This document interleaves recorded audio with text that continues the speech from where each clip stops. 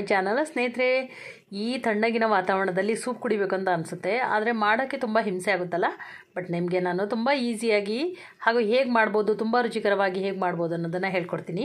ನೋಡಿ ಸ್ನೇಹಿತರೆ, ನಾನು ಅದರಲ್ಲಿ ಒಂದು ಟೊಮೆಟೊ ತೊಗೊಂಡಿದ್ದೀನಿ, ಹಾಗೂ ಅರ್ಧ ಬೀಟ್ರೂಟ್, ಕ್ಯಾರೆಟ್ ಮತ್ತು ಈರುಳ್ಳಿ ಮತ್ತು ಪಲಾವ್ ಎಲೆ ಮತ್ತು ಶುಂಠಿ, ಬೆಳ್ಳುಳ್ಳಿ ಮತ್ತು ಸ್ವಲ್ಪ ಜೀರಿಗೆ, ಇದು ಮತ್ತು ಕಾಳು ಮೆಣಸನ್ನು ತೊಗೊಂಡಿದ್ದೀನಿ.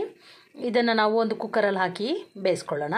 ಬನ್ನಿ ಸ್ನೇಹಿತರೆ. ಒಂದು ಸಣ್ಣದಾದ ಕುಕ್ಕರ್ ತೊಗೊಂಡಿದ್ದೀನಿ, ಅದಕ್ಕೆ ಸ್ವಲ್ಪ ಎಣ್ಣೆ ಹಾಕ್ಕೊಂಡಿದ್ದೀನಿ. ಇದರಲ್ಲಿ ನಾವು ಹೆಚ್ಚಿಟ್ಟಿರುವಂತಹ ಸೂಪಿಗೆ ಬೇಕಾಗಿರೋ ಸಾಮಗ್ರಿಗಳನ್ನು ಹಾಕಿ ಸ್ವಲ್ಪ ಫ್ರೈ ಮಾಡ್ಕೊಳ್ಳೋಣ. ಹೀಗೆ ಹಾಕಿ ನಾವು ಚೆನ್ನಾಗಿ ಫ್ರೈ ಮಾಡ್ಕೊಳ್ಳೋಣ.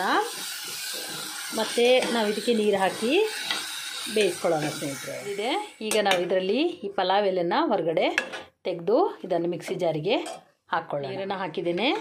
ಈಗ ಸ್ವಲ್ಪ ರುಚಿಗೆ ತಕ್ಕಷ್ಟು ಉಪ್ಪನ್ನು ಹಾಕಿ ಇದನ್ನು ಬೇಯಲಿಕ್ಕೆ ಇಡೋಣ. ಸ್ನೇಹಿತರೆ, ನಾನು ಇದನ್ನು ಮಿಕ್ಸಿಯಲ್ಲಿ ಚೆನ್ನಾಗಿ ರುಬ್ಕೊಂಡು ತೊಗೊಬಂದಿದ್ದೀನಿ. ಹಾಗೆ ಇದನ್ನು ಒಂದು ಜರಡಿಯಲ್ಲಿ ಜರಿಸ್ಕೊಂಡು ಅದೇ ಕುಕ್ಕರ್ ಇಟ್ಟು ಅದಕ್ಕೆ ರುಚಿಗೆ ತಕ್ಕಷ್ಟು ಉಪ್ಪನ್ನು ಹಾಕಿ, ಹಾಗೆ ಸ್ವಲ್ಪ ಪೆಪ್ಪರ್ನೂ ಹಾಕಿ ನಾವು ಒಂದು ಒಳ್ಳೆ ಕುದಿನ ಮಾಡ್ಕೊಳ್ಳೋಣ.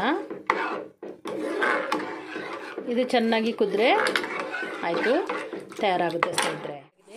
ಸ್ವಲ್ಪ ಲಿಂಬೆಹಣ್ಣು ಹಿಂಡ್ಬಿಟ್ಟು ಸ್ವಲ್ಪ ಸಾಂಬಾರು ಸೊಪ್ಪನ್ನು ಹಾಕಿದರೆ ಆಯಿತು, ತಯಾರಾಗುತ್ತೆ. ಕಾರ್ನ್ಫ್ಲವರ್ ಆಗಲಿ ಏನೂ ಹಾಕಿಲ್ಲ, ನಾನು ನ್ಯಾಚುರಲ್ ಆಗಿ ಮಾಡಿದರೆ ಸೂಪ್ ತಯಾರಾಗಿದೆ. ತುಂಬ ಚೆನ್ನಾಗಿ ಬಂದಿದೆ. ಬೆಣ್ಣೆ ಅಥವಾ ತುಪ್ಪವನ್ನು ಸ್ವಲ್ಪ ಹಾಕ್ಕೋಬೋದು. ನಾನು ಯಾವುದೇ ಥರದ ಕಾರ್ನ್ಫ್ಲವರ್ ಆಗಲಿ ಏನೂ ಬಳಸಿಲ್ಲ. ತುಂಬ ಟೇಸ್ಟಿಯಾಗಿದೆ. ನಮ್ಮ ಯಜಮಾನ್ರಿಗೆ ಕೊಟ್ಟಿದ್ದೀನಿ, ಹೇಗಿದೆ ಅಂತ ಹೇಳ್ತಾರೆ. ಈಗ ಹೇಳಿ ಹೇಗಿದೆ ಅಂತ. ವಾ, ಸೂಪರ್. Thank you. ನೋಡಿ ಸ್ನೇಹಿತರೆ, ನೀವು ಕೂಡ ಮಾಡಿ, ಹಾಗೆ ಹೇಗೆ ಬಂತು ಅಂತ ನನಗೆ ಕಮೆಂಟ್ ಮಾಡಿ ತಿಳಿಸಿ. ನಿಮಗೆ ಇದು ಇಷ್ಟ ಆದಲ್ಲಿ ಲೈಕ್ ಮಾಡಿ, ಶೇರ್ ಮಾಡಿ, ಹಾಗೂ ಸಬ್ಸ್ಕ್ರೈಬ್ ಮಾಡ್ಕೊಳ್ಳಿ ಸ್ನೇಹಿತರೆ.